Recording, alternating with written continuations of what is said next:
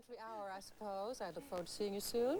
That's News 4 at 5. Well, thank you for watching. Please join us again tomorrow. Good night. Dawn Fratangelo, Chuck Scarborough, up next. All right, Sue, thank you. Straight ahead on News 4 at 6, a Long Island pediatrician goes on trial charged with molesting little boys. We'll tell you why nurses who failed their exams are still at work in New York City hospitals. And U.S. Marines are headed toward Haiti. All next on News 4 New York.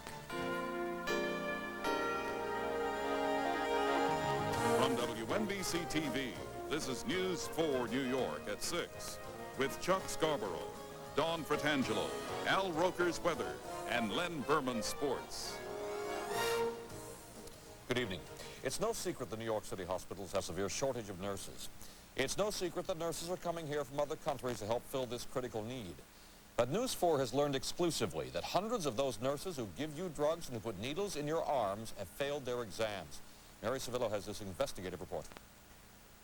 I want to do the best job I can, and I can't do it anymore at Met. A city emergency room nurse is quitting. Mary Gifford says a challenging job has become an impossible one. Impossible to take care of people. The latest blow, losing nurses. New York City has become increasingly dependent on recruiting foreign-born nurses for its overcrowded, understaffed city hospitals.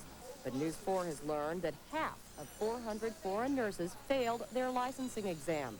In Brooklyn, in the beleaguered Kings County Hospital emergency room, 11 of 26 failed. In Manhattan, at Bellevue, 30% or 33 failed. At Metropolitan, almost a quarter working on permits cannot continue to work. The failure rate may not be that much worse from years past, but given the budget cuts today, losing even one nurse who's been working every day on a ward with a temporary permit can be tough. You better ask the administration. Gladys Ramos is director of nursing at Metropolitan Hospital. She says administrators anticipated high failure rates. Federal law requires that recruits take licensing exams earlier than before. Less time to learn the system and the language. When we have these vacuums, we deploy our nurses in different areas because we do cross-train our nurses to prepare them to work in different areas.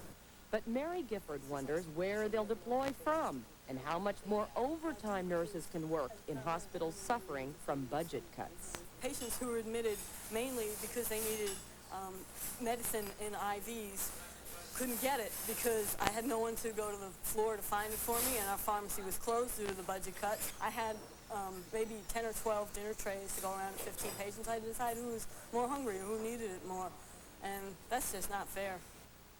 Well, a spokesman for the HHC says they are trying to help foreign nurses get tourist visas so that they can continue to study and take the exam again. They still can't work, though, in the meantime.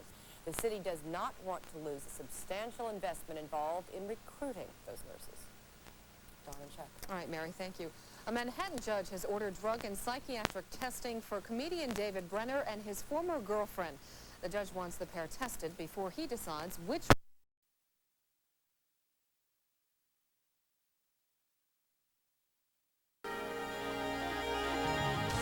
From WNBC TV, this is News 4 New York at 11 with Chuck Scarborough, Sue Simmons, Al Roker's weather, and Len Berman with the latest sports.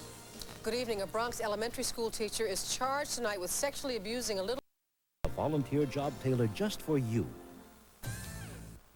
Tonight, News 4 has learned exclusively that hundreds of foreign nurses brought here to ease the nursing shortage in New York City hospitals have failed their licensing exams.